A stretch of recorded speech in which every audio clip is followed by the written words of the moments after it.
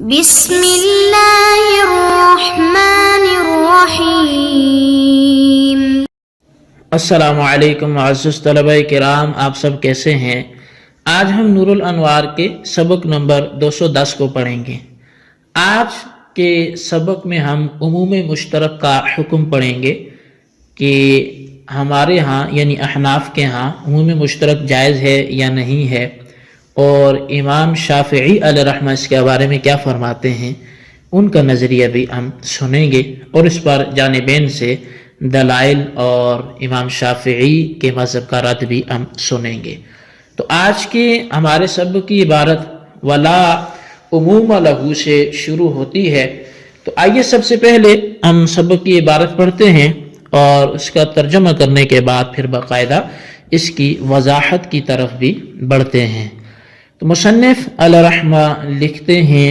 ولا عموم لہو ای للمشترکی عندنا، اور اس کے لیے کوئی عموم نہیں ہے، یعنی ہمارے نزدیک مشترک کے لیے عموم نہیں ہے۔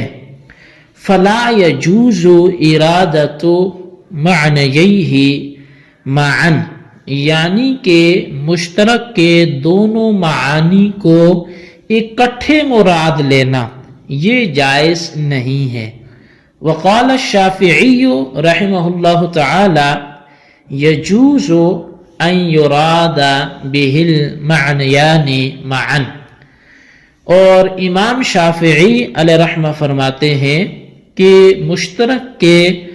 دونوں معانی کو اکٹھے مراد لینا جائز ہے۔ کما فی قولہ تعالی ان اللہ وملائکتہ یصلون علی النبی، جیسا کہ اللہ تبارک و تعالی کے فرمان میں ہے کہ بے شک اللہ اور اس کے ملائکہ نبی پر درود بھیجتے ہیں۔ فالصلاۃ من اللہ رحمۃ ومن الملائکۃ استغفار، وقد اريد بلفظ واحد وهو قوله يصلون۔ امام شافعی علیہ رحمہ اس آیت سے استدلال کرتے ہوئے فرماتے ہیں پس صلاۃ جو آیت میں لفظ موجود ہے الصلاۃ یصلون، تو پس صلاۃ اللہ کی طرف سے ہو تو اس کا معنی رحمت ہے، اور صلاۃ ملائکہ کی طرف سے ہو تو اس کا معنی استغفار ہے، اور تحقیق یہ دونوں ہی معنی مراد لیے گئے ہیں بلفظ واحد، ایک ہی لفظ سے، اور وہ ایک لفظ کیا ہے؟ وہ یصلون والا ایک لفظ ہے۔ وَنَحْنُ نَقُولُ سِيقَتِ الْآيَةُ لِإِيجَابِ اقْتِدَاءِ الْمُؤْمِنِينَ بِاللَّهِ وَالْمَلَائِكَةِ، ہم یہ کہتے ہیں یعنی احناف یہ کہتے ہیں اس آیت کو لایا گیا ہے مومنین کی اقتداء کو واجب کرنے کے لیے اللہ کے ساتھ اور ملائکہ کے ساتھ۔ وَلَا يَصْلُحُ ذَلِكَ إِلَّا بِأَخْذِ مَعْنًى عَامٍ شَامِلٌ لِلْكُلِّ، اور اس بات کی صلاحیت نہیں رکھتا مگر ایسا عام معنی لینے کے ساتھ کہ جو تمام کو شامل ہو۔ وَهُوَ الْإِعْتِنَاءُ بِشَأْنِهِ، اور وہ نبی علیہ السلام کی شان کی طرف توجہ کرنا ہے۔ فَيَكُونُ الْمَعْنَى إِنَّ اللَّهَ وَمَلَائِكَتَهُ يَعْتَنُونَ بِشَأْنِهِ يَا أَيُّهَا الَّذِينَ آمَنُوا اعْتَنُوا أَيْضًا بِشَأْنِهِ، تو پس معنی یہ ہوں گے کہ بے شک اللہ اور اس کے فرشتے نبی علیہ السلام کی شان کی طرف توجہ فرماتے ہیں، تو اے ایمان والو تم بھی ان کی شان کی طرف توجہ کرو۔ وَذَلِكَ الْإِعْتِنَاءُ مِنَ اللَّهِ تَعَالَى رَحْمَةٌ وَمِنَ الْمَلَائِكَةِ اسْتِغْفَارٌ وَمِنَ الْمُؤْمِنِينَ دُعَاءٌ، اور یہ جو توجہ کرنا ہے نبی علیہ الصلوۃ والسلام کی شان کی طرف، یہ اللہ کی طرف سے توجہ بصورت رحمت کے ہوگی، اور ملائکہ کی طرف سے توجہ بصورت استغفار کے ہوگی، اور مومنین کی طرف سے توجہ بطریق دعا کے ہوگی۔ جی طلبہ کرام، یہ تھی ہمارے آج کے سبق کی عبارت اور اس کا ترجمہ۔ آج کے سبق میں مشترک کے عموم کے حوالے سے گفتگو ہے کہ مشترک، جیسا کہ آپ نے سنا کہ اس کے کئی معنی ہیں، تو کیا ایسے جائز ہے کہ یہ والا معنی بھی لے لو، وہ والا معنی بھی لے لو، تو دونوں ہی لے لو یا تینوں لے لو؟ کیا ایسا ہو سکتا ہے؟ تو احناف کا مذہب اس بارے میں یہ ہے کہ مشترک کے مختلف معانی میں سے ایک کو تو لیا جا سکتا ہے، لیکن اس میں عموم نہیں ہے کہ یہ والا معنی بھی لے لیں اور دوسرا معنی بھی لے لیں۔ مثال کے طور پر لفظ عین کسی جگہ پر اگر واقع ہو تو اس وقت اس لفظ سے آپ ایک ہی مراد لے سکیں گے۔ اگر اس سے مراد آپ نے آنکھ لے لی تو پھر اس سے مراد گھٹنا نہیں ہو سکتا، پھر اس سے مراد چشمہ نہیں ہو سکتا، اور اگر اس سے مراد آپ نے چشمہ لے لیا تو پھر آنکھ نہیں ہو سکتی۔ تو مطلب یہ کہ اگر اس لفظ کو خاص مقام پر استعمال کر لیا اور اس کے مشترک مختلف معانی میں سے کسی ایک معنی کو بھی متعین کر لیا، تو اب دیگر معانی کو مراد لینا یہ احناف کے ہاں جائز نہیں ہے، اس لیے کہ ہمارے نزدیک مشترک کے لیے عموم نہیں ہے، جبکہ اس کے برخلاف امام شافعی علیہ رحمہ وہ فرماتے ہیں کہ عمومی طور پہ بھی مشترک کو مراد لیا جا سکتا ہے۔ تو اب مصنف نے کہا کہ ہم حنفیوں کے نزدیک عموم مشترک جائز نہیں ہے،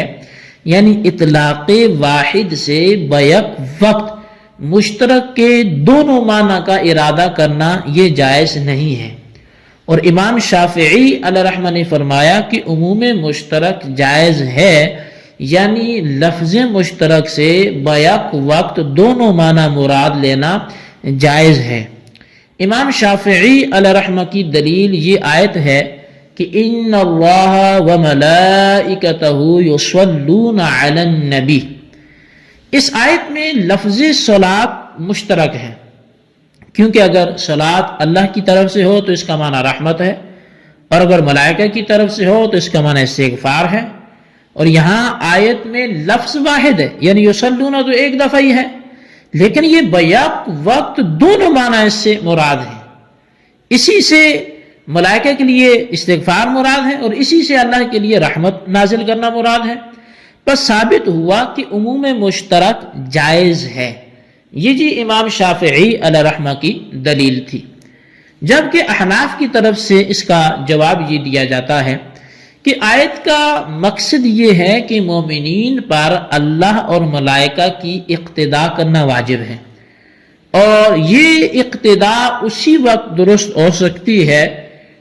جبکہ صلاۃ سے ایسے معنی مراد ہوں جو سب کو عام ہوں اور سب کو شامل ہوں، اور وہ معنی اعتنائی شان کے ہیں، یعنی کہ شان کی طرف توجہ کرنے کے ہیں۔ اب آیت کا مطلب یہ ہوگا کہ اللہ اور ملائکہ رسول اللہ صلی اللہ علیہ وسلم کی اعتنائی شان کرتے ہیں، یعنی آپ کی شان کی طرف متوجہ ہوتے ہیں۔ لہٰذا اے مسلمانوں، تم بھی اللہ کے رسول صلی اللہ علیہ وسلم کی طرف متوجہ رہو، اور یہ متوجہ رہنا اللہ کی طرف سے بصورت رحمت کے ہوتا ہے اور ملائکہ کی طرف سے بصورت استغفار کے ہوتا ہے، اور یہی متوجہ رہنا من جانب مومنین سے بصورت دعا کے ہے۔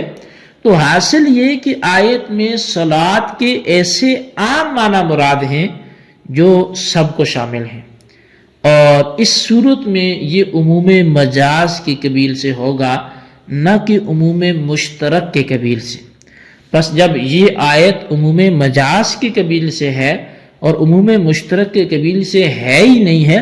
تو اس آیت کو عموم مشترک ثابت کرنے کے لیے استدلال میں پیش کرنا یہ کیسے درست ہو سکتا ہے؟ تو لہٰذا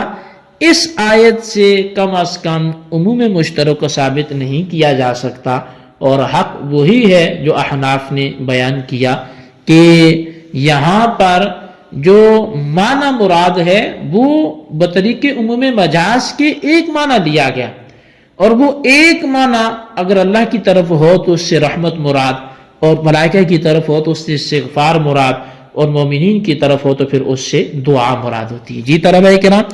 یہ تھی ہمارے آج کے سبق کی عبارت، ترجمہ اور اس کی وضاحت۔ آپ سبق کو اچھی طرح خلاصتاً رجسٹر پر نوٹ کریں، بالخصوص ان سوالات کے جوابات بھی دیں۔ سوال نمبر 1 یہ کہ احناف کے ہاں عموم مشترک کا حکم کیا ہے، تحریر کریں۔ اور سوال نمبر 2 یہ ہے کہ یہاں پر ان اللہ و ملائکتہ یصلون علی النبی والی جو آیت لکھی گئی، یہ کن کے مذہب کی تائید میں لکھی گئی، اور ان کے جانب سے اس آیت کے جواب میں کیا کہا جائے گا، وہ بھی تحریر کریں۔ اللہ تبارک و تعالیٰ سے دعا ہے جو کچھ ہم نے پڑھا سنا اسے یاد رکھنے کی توفیق نصیب فرمائے، آمین بجاہ النبی الامین صلی اللہ علیہ وسلم۔